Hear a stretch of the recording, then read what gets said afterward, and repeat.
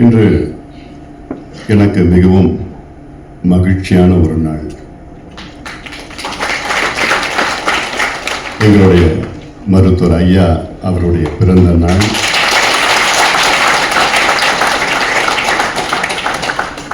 அதை நாங்கள் பசுமை தாயகம் நாளாக ஆண்டுதோறும் கொண்டாடி வருகின்றோம். காரணம், மருத்துவர் ஐயா அவர்களுக்கு பிறந்த நாளை கொண்டாட பிடிக்காது. அது மட்டுமல்ல, எங்கள் கட்சியிலே யாரும் பொது வெளியிலே பிறந்த நாளை கொண்டாடக்கூடாது என்று எங்கள் கட்சியின் கொள்கை இருக்கிறது. எங்கள் கட்சியிலே ஆரவாரம் செய்யக்கூடாது, பட்டாசு வெடிக்கக்கூடாது. பட்டாசு வெடித்தால் 10,000 ரூபாய் ஆகாது. பிறந்த நாள் கொண்டாடினார்கள் என்றால் அவர்கள் பொறுப்பு எடுப்பார். இப்படி ஒரு கொள்கை, அந்த கொள்கையை ஐயா கடைபிடித்து நினைச்சு பாருங்க. இந்த காலகட்டத்தில் ஒரு வார்டு கவுன்சிலர் பிறந்த நாள் உடனே பிரியாணி, பட்டாசு, பேனர், போஸ்டர் அங்கே போட்டு காலையிலிருந்து ராத்திரி நிற்கிறோம். நான் இப்படி ஒரு தலைவர், அமைதியான ஒரு தலைவர், 45 ஆண்டு காலம் பொது வாழ்க்கையில் ஈடுபட்டு இன்று தமிழ்நாட்டுக்கு மட்டுமில்லை இந்தியாவின் கொள்கை மாற்றங்களை கொண்டு வந்து எளிமையாக வாழ்ந்து கொண்டிருக்கின்ற எங்களுடைய மருத்துவர் ஐயாவுடைய 85வது பிறந்த நாள் இந்த நாட்டில் மகிழ்ச்சியாக கொண்டாடி கொண்டிருக்கின்றோம். பசுமை தாயகம் நாள் என்று இந்த நாளிலே மற்றொரு மகிழ்ச்சி, முனைவர் சௌமியா அன்புமணி அவர்கள் அவர் பசுமை தாயகம் நாளிதழுடைய ஆசிரியர். அந்த தலைவர் தொகுத்து ஒரு நூலை இயக்கியிருக்கின்றார். அந்த நூல் வெளியீட்டு விழா இன்று நடைபெற்றுக் கொண்டிருக்கிறது. அதனால் எனக்கு இரட்டிப்பு மகிழ்ச்சியான நாள். இந்த நூலை ஐயாவுடைய நெருங்கிய நண்பர் மரியாதைக்குரிய ஐயா கிருஷ்ணசுவாமி அவருடைய நெருங்கிய நண்பர், உலக புகழ்பெற்ற VIT Vellore institute of technology உடைய நிறுவனர், உடைய வேந்தர், தமிழ் மொழி, பண்பாடு, கலாச்சாரம், விவசாயம், நீர் மேலாண்மைக்கு முக்கியத்துவம் கொடுக்கின்ற ஐயா விஸ்வநாதன் அவர்கள் கரங்களால் இந்த நூல் வெளியிட்டிருக்கிறது, வெளியிடப்பட்டிருக்கிறது.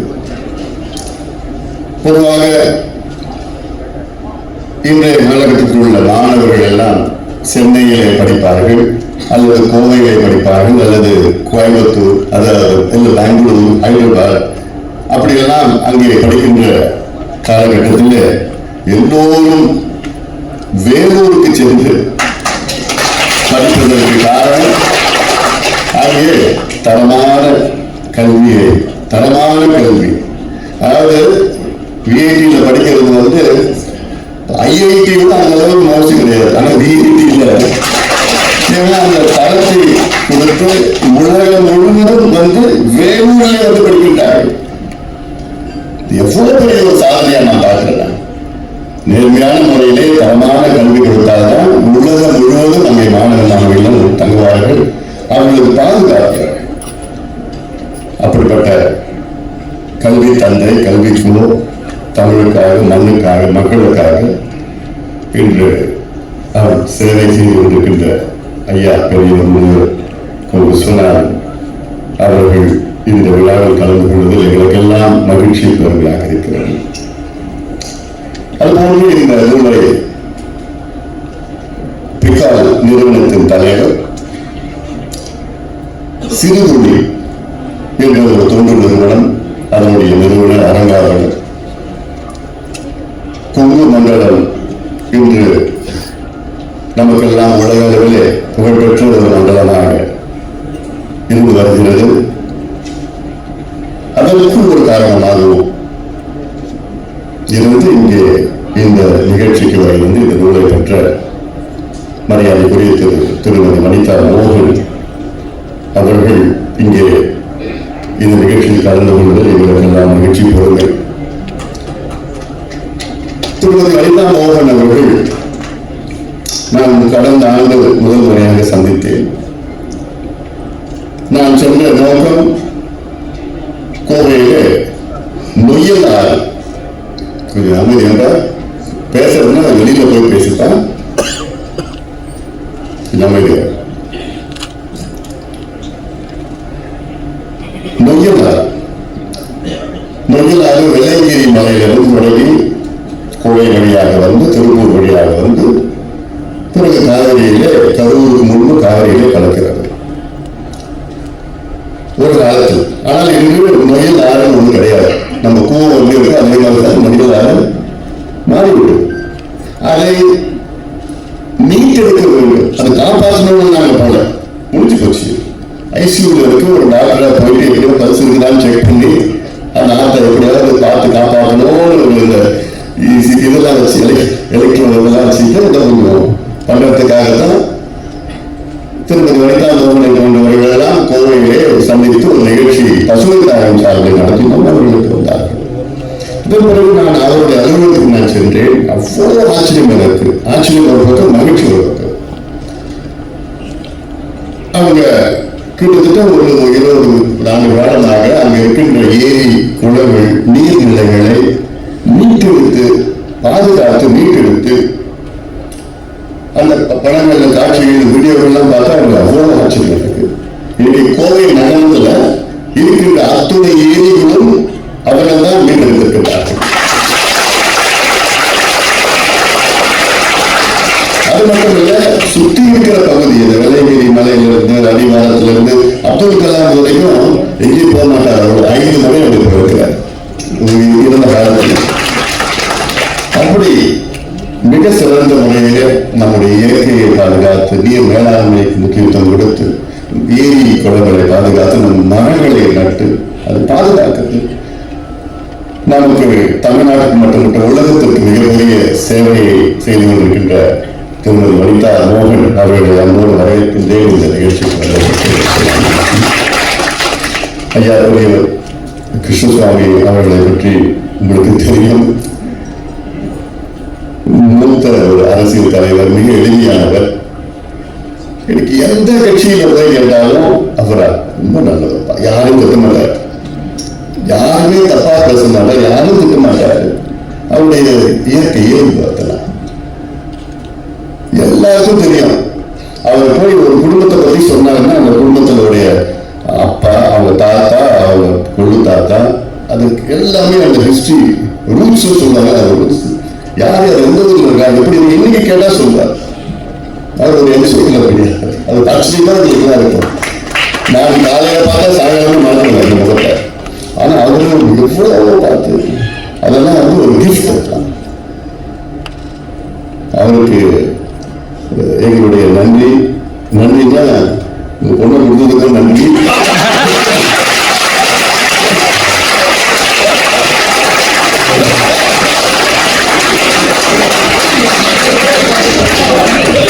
இந்த நிகழ்ச்சிக்கு வந்ததுக்கு ஐயா விஸ்வநாதன் அவர்களும் அல்ல, கிருஷ்ணசாமி அவர்களும் நிறைய நண்பர்கள், வகுப்பு தோழர்கள், பிறகு அரசியல் கட்சி, வெவ்வேறு கட்சிகள், திமுகவில் ஐயா விஸ்வநாதன் அவர்களும், காங்கிரஸில் ஐயா கிருஷ்ணசாமி அவர்கள் 67 வந்து அரசியல் தொகுதியில் போட்டார்கள். ஆனா 2 பேரும் பேசினாங்க. வந்து யாரு ஜெயிச்சான்னு சொன்னாங்க.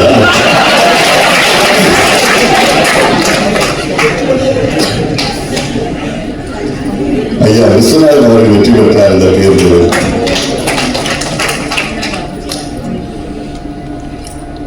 ஆனாலும் அந்த மரபு அவர் சொன்ன அந்த அரசியல் கலாச்சாரம் வேகமா நடக்கின்ற அந்த தேர்தல் காலத்தில் 2 பேரும் நின்று பேசி இப்பதான் அது பண்ண முடியுமா, பேச முடியுமா, வாய்ப்பே இல்லை. அப்படி ஒரு கலாச்சாரமே இல்லை. இன்னைக்கு ரொம்ப மோசமான ஒரு கலாச்சாரம்.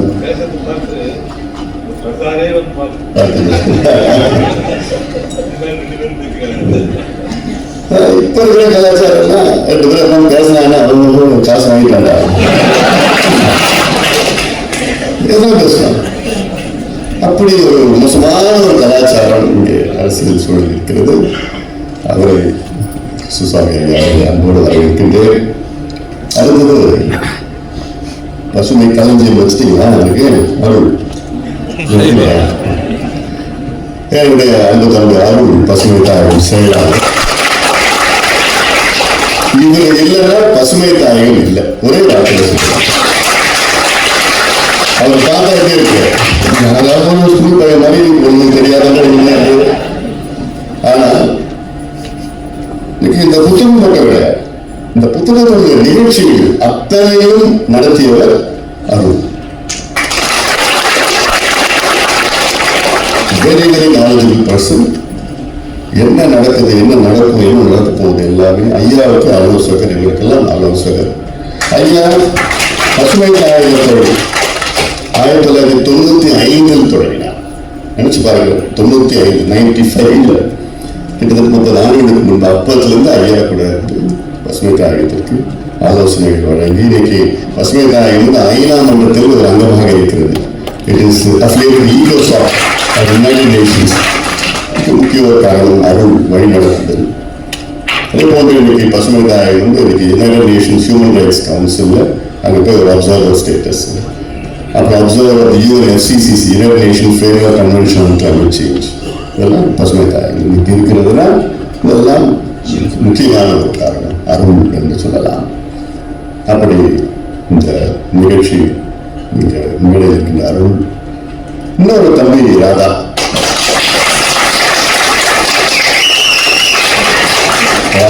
ராதா என்று சொன்னாலே எல்லாருக்கும் உதவி செய்கின்ற ஒரு மனது ராதா. அதே போன்று இங்கே வரையில் இருக்கின்ற முன்னாள் மத்திய ரயில்வே துறை இணை அமைச்சர் ஆக்ஷன் கிங். நல்லா சொல்லணும், ஆக்ஷன் கிங் ஏகே மூர்த்தி என்றால் ஆக்ஷன் கிங் மூர்த்தி. ஐயாவுடைய கனவுகள் எல்லாம் நிறைவாக்கிய அந்த பெருமை ஏகே மூர்த்தி அவர்கள். எங்களுடைய குடும்பத்தில் உறுப்பினர், தமிழ்நாடு தேர்தல் குழு முன்னாள் தலைவர், மரியாதைக்குரிய ஓய்வு பெற்ற IAS அதிகாரி காசி விஸ்வநாதன்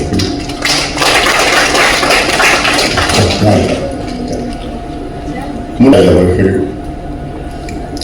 மற்றும் எவ்வளவு இங்கே வருகை தந்திருக்கின்ற அனைத்து பசுமை தாயகத்தின் நிர்வாகிகள், கட்சியை சார்ந்தவர்கள் இருக்கின்றீர்கள், நண்பர்கள் இருக்கிறீர்கள், உறவினர்கள் இருக்கிறீர்கள், சௌமியா அவருடைய வகுப்பு தோழர்கள் எல்லாம் இங்கே வருகின்றிருக்கின்றார்கள், நண்பர்கள் எல்லாம் இங்கே வருகின்றிருக்கிறீர்கள், ஆசிரியர்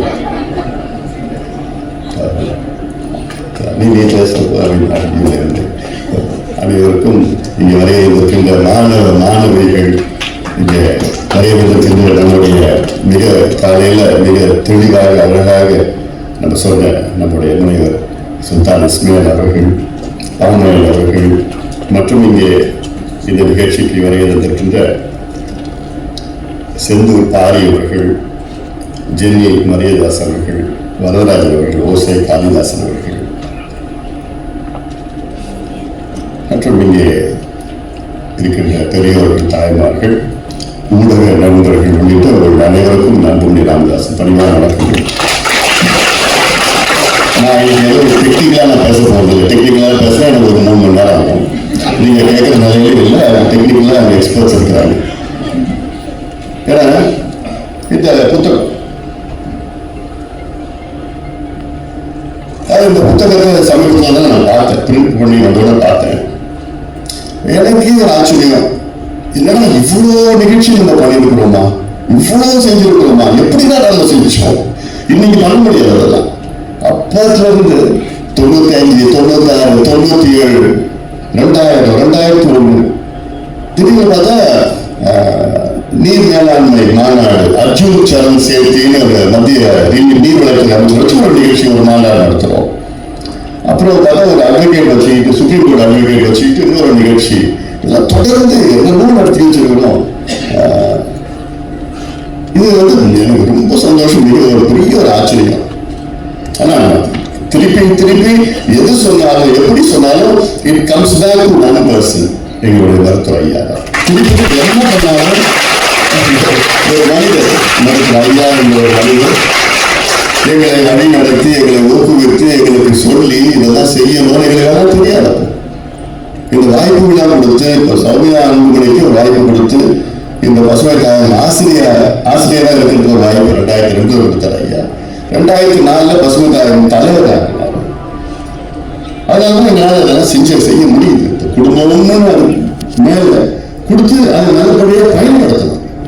வாய்ப்பு கொடுத்தது 5 ஆண்டுகள் அமைச்சராக பிறகு இந்தியாவுக்கு பல திட்டங்கள் நன்மைகள் நம்ம செஞ்சோம். அதான் செய்யறது. அதனால இந்த புத்தகம் மூலமாக உங்களுக்கு தெரியப்படுவது என்னவென்றால் பசுமை தாயகம் மூலமாக தமிழ்நாட்டின் கொள்கைகள் மட்டுமல்ல இந்தியாவுடைய கொள்கைகள் பல கொள்கைகளை நாங்கள் மாற்றியிருக்கின்றோம். புதிய கொள்கைகளை நாங்கள் கொண்டுவந்திருக்கின்றோம். It is a very big statement. It is a very big statement that one organization, Pasumai Thayagam, founded by our beloved Ayya, has changed or made new policies by the state government as well as the union government. இதுல எந்த அமைப்பும் பண்ண முடியாது, சொல்ல முடியாது, செய்ய முடியாது. இது ஏதோ ஒரு ஸ்டேட் ஒரு பாலிசி கிடையாது. There are so many policies which has been changed for the betterment of India and Tamil Nadu by Pasumai Thayagam. ஐயா எனக்கு அதாவது இப்போ எனக்கு கொஞ்சம் நேற்று ராத்திரி எனக்கு தூக்கம் வரல. எனக்கு தெரியாது. நான் ஏதோ எழுதி சரி நாங்கள் என்னென்ன நம்ம பாலிசி சேஞ்சஸ்லாம் பண்ணோம், இல்லாட்டி என்னென்ன பாலிசி மட்டும் இல்லை அட்லீஸ்ட் ஒரு ப்ரோக்ராம் சேஞ்சஸ், புது ப்ரோக்ராம் கொண்டு வர்றது எல்லாம் நம்ம பண்ணியிருக்கிறோம்.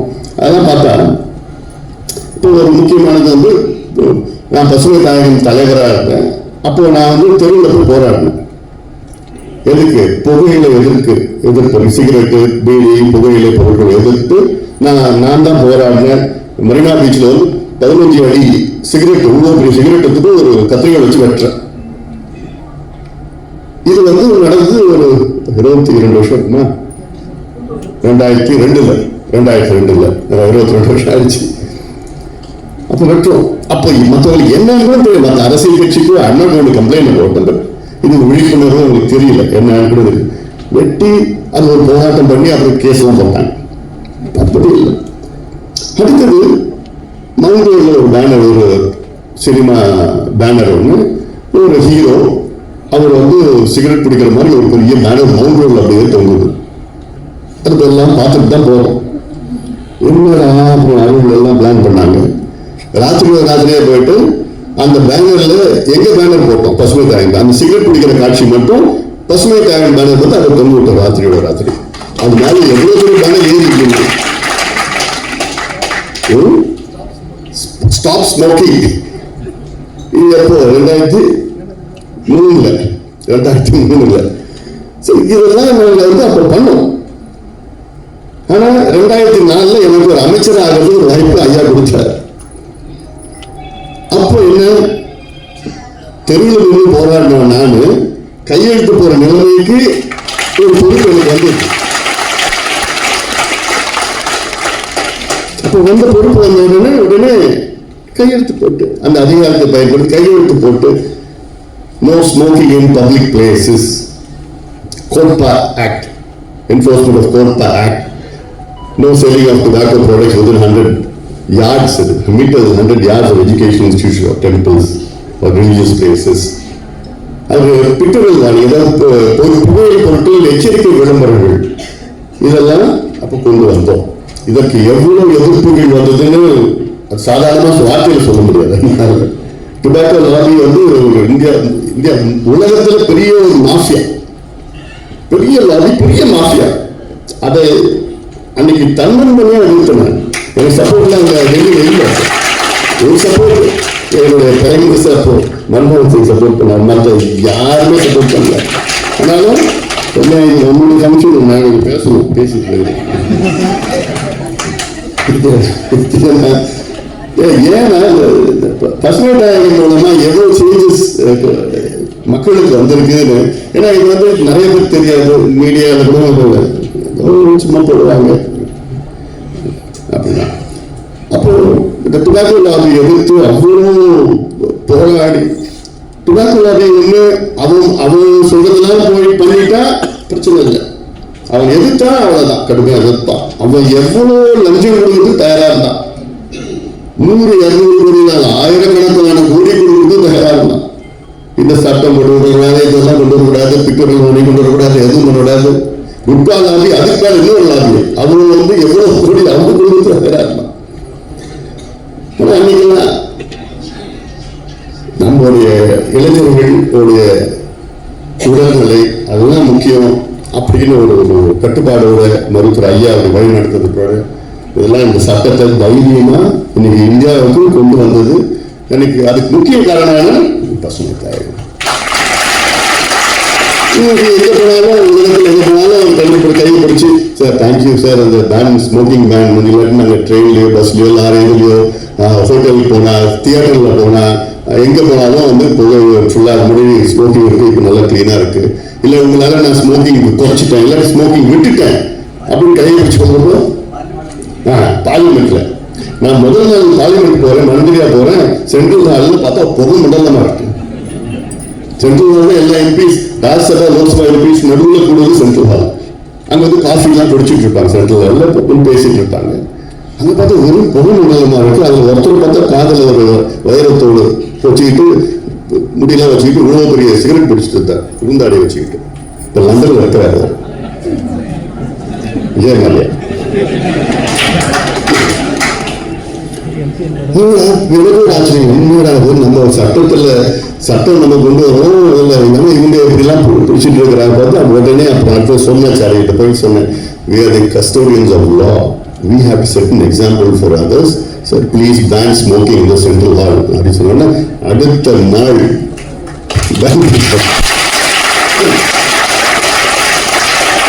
இவ்வளவு வருஷமா சென்ட்ரல் ஹால்ல ஸ்மோக்கிங் பண்ணது நம்ம கொண்டு வந்து அடுத்த நாள் சொல்றது அடுத்த நாள் பேன் பண்ணிட்டார். அதனால இதெல்லாம் இது மாதிரி நிறைய இன்சிடென்ட்ஸ்லாம் இருக்கு சார். அது just one part of it. Like அடுத்தது குட்கா பேன் பண்ண அதுக்கு மேல ஒரு பெரிய மாஃபியா, அது ஒரு local mafia. Tobacco international mafia. குட்காக்காரெல்லாம் என்னென்னமோ பண்ணுவோம், அதெல்லாம் மீறி குட்காவை தடை பண்ணும். குட்கா தடை பண்றதுன்னா அவன் 7 ஹைகோர்ட்ல போய் கேஸ் போட்டான். அந்த 7 ஹைகோர்ட்ல கேஸ் எல்லாம் சுப்ரீம் கோர்ட் கொண்டு வரதுக்கே எனக்கு 2 years. நல்ல வேலை சுப்ரீம் கோர்ட் நல்ல ஜட்ஜு அப்ப இருந்தார். அவர் இல்லைன்னா அதுக்கு அதுவும் இருக்காரு, அவருக்கு தடை பண்ணணும்னு சொல்லி அப்புறம் தான் இந்தியாவில் அப்புறம் அது ஒன்று பண்ணுறது. அதுக்கப்புறம் நேஷனல் ஆல்கஹால் பாலிசி, நான் மினிஸ்டர் அப்புறம் I dot national alcohol policy. அது பசுமை காலத்துல இருந்து அந்த கான்செப்ட் வந்ததே இல்லை. ஏன்னா எனக்கு ரொம்ப மோசமான ஒரு சூழல் போயிட்டு இருக்குது. அதில் நான் ஜஸ்ட் இந்த நேம் சொல்லலாம், நிறைய ஒன்று பற்றி பேசினா ஒரு நாங்கள் பண்ணுறது.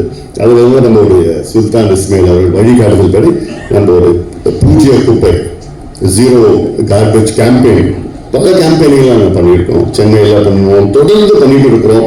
ஆனாலும் இப்போ என்ன பிரச்சனைனா ஆட்சியில் வரவங்களுக்கு அது விவரம் தெரியல. அதுக்கு மேல உள்ள நான் போக விரும்பல, அது நீங்க புரிஞ்சுக்கணும்னு தெரியும். இந்த பாலிசி டெசிஷன் மேக்கர்ஸ் அவங்களுக்கு தெரியும் எது பிரச்சனை, எது பண்ணணும், என்ன solution, what is the problem, what is the solution தெரியும். பிரச்சனையா அதுதான். அதனால அது பண்ணோம். அப்புறம் மழைநீர் சேகரிப்பு, அதாவது நீங்க இந்த பாப்பீங்க இந்த முதல் படத்திலே பார்த்தீங்கன்னா எங்க மருத்துவர் ஐயா தலையில இந்த மண் பாடு எடுத்துட்டு போயிட்டு ஏரி குளங்களை கிட்டத்தட்ட நாங்க அப்போ இது 2000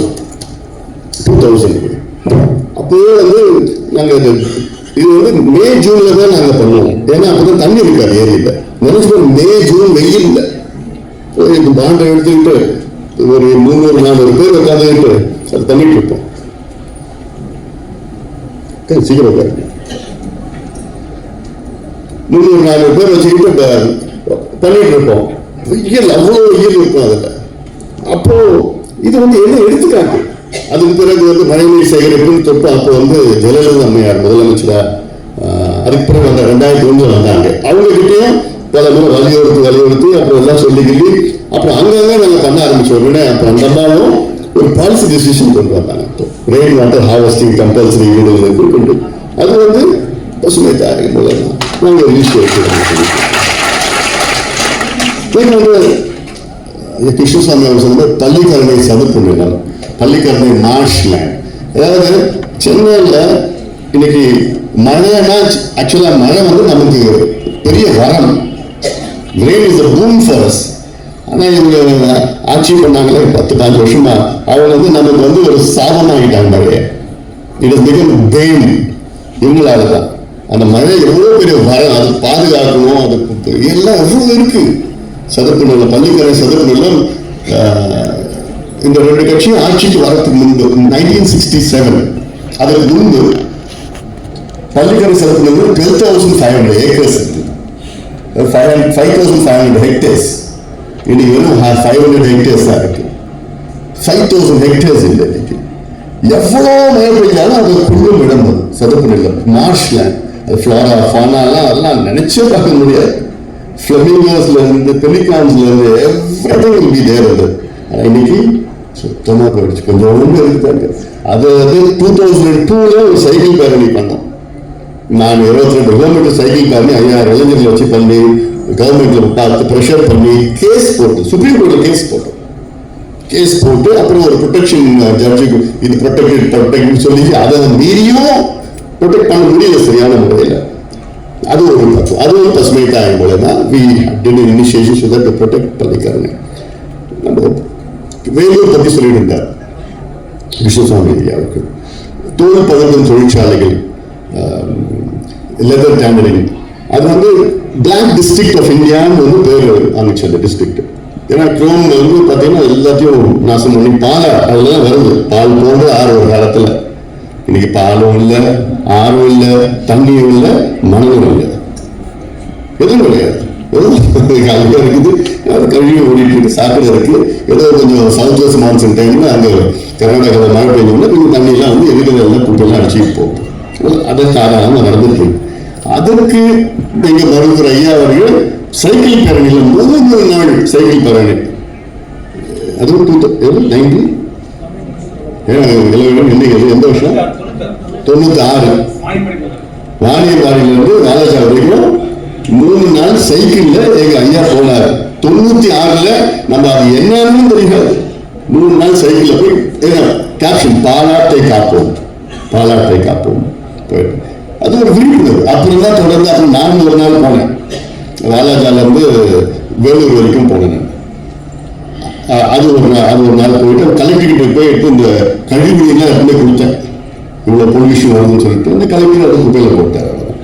அவர் வேலை பண்ணிட்டார். அப்போ ஸோ இதெல்லாம் தொடர்ந்து அப்புறம் சுப்ரீம் கோர்ட்டில் மேத்தா MC மேத்தான்னு ஒருத்தர் பேர் இறந்துட்டு அவர்கிட்ட நாங்கள் பார்த்தோம். கூட்டு மீட்டிங்லாம் போட்டோம், பார்த்து அவர் சுப்ரீம் கோர்ட்டில் காசு வாங்கலை, ஆனால் ஃபீஸ் வாங்கலை. சுப்ரீம் கோர்ட்டில் போய் ஒரு ஆர்டர் வாங்கி we made sure that Vellore district வந்து அந்த எஃப்ளூயன்ட் ட்ரீட்மெண்ட் பிளான் கொண்டு வரணும், சுத்திகரிக்கப்பட்ட ஆலைகள் கொண்டு வரணும். அது இல்லாமல் எல்லா ஃபேக்டரியும் மூடுங்கன்னு ஒரு ஆர்டர் சுப்ரீம் கோர்ட் சொன்னாங்க. இது just some of the initiation தான். இதை பற்றி எவ்வளோ பேசலாம். அதில் அதே போன்று சென்னையில் போக்குவரத்து கொள்கை, நான் விரும்பும் சென்னைன்னு ஒரு ஆவணம் தயார் பண்ணி ஒரு ஊராக போகணும், எல்லாத்தையும் போகணும். பட் அது we have yet to see the benefit of that. அது ஜஸ்ட் டிஃப்ரெண்ட் பிக் டாபிக். அதில் அதுக்கப்புறம் GM கிராப்ஸ், மரபணு மாற்றங்கள், பயிர்கள்லாம் இருக்கு. அதில் ஏன் நான் பசுமை நாயகம் ஒரு கிரெடிட் சொல்றேன். நான் பசுமை நாயகம் தலைவராக இருந்தப்போ நான் அதை போராட்டம் பண்ணோம், எல்லாம் பண்ணோம். நான் மினிஸ்டராக எனக்கு I had a chance. I was in the GEAC committee. Sharad Pawar தலைவராக இருந்தார். அது health minister, I was a member of the committee. அப்போ GM பிரிஞ்சால் இருந்தது. அப்போ GM பீஸ் இருந்து GM பிரிஞ்சால் அந்த டைம்ல வரப்போ தான் நான் கடுமையாக எதிர்த்தேன். கமிட்டியில் எதிர்த்ததால அது வந்து they put it off.